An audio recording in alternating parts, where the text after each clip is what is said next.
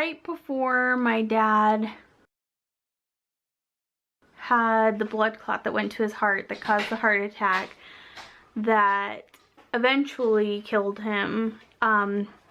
It was in August of 2001 that event happened, and the day before that, he had been painting in the house, and he had painted the walls this sort of yellow color that's very similar to the color of the walls in our house. And my mom and I had been away for the day, and then we came home, and I remember both of us, who are not very good with change, we kind of like freaked out at the yellow paint because we're like, we don't like that color, it doesn't look good, it's a change, we don't like change. Even if it was like the best change, we would freak out about it because that's just how we are. My dad was kind of bummed out that we were making a big deal about the yellow paint, and it's just kind of ironic that the paint color in my house now is kind of along the same lines of that color, which I felt was like interesting and one of those moments where it's like almost meant to be or something.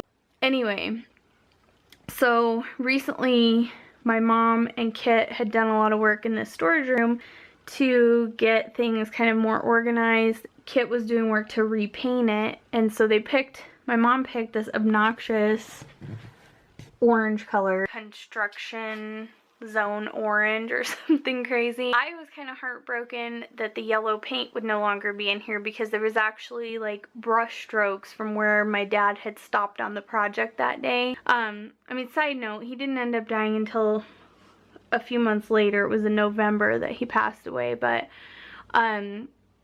he was really sick from the time that event happened until then. Anyway, because that was like his last project on the house, I was a little bit heartbroken, but kind of afraid to voice it to my mom that she was going to be changing that part of the house.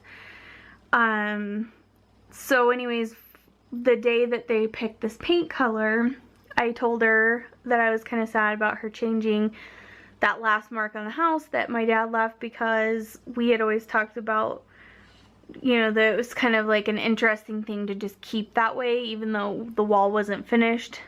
Long story short, my mom and I talked, and she talked about it with Kit, and we kind of came to the conclusion that it was like a interesting, life-changing thing. Like, that yellow paint signified so much change that was to come in everyone's life that we, you know, didn't know about. I don't know, I just felt like a sort of like connection and symbolism with it. I told my mom, you should just find a way to like keep that so that it's somehow preserved, just at least a little square of that yellow paint. So her and Kit came up with a way to do that.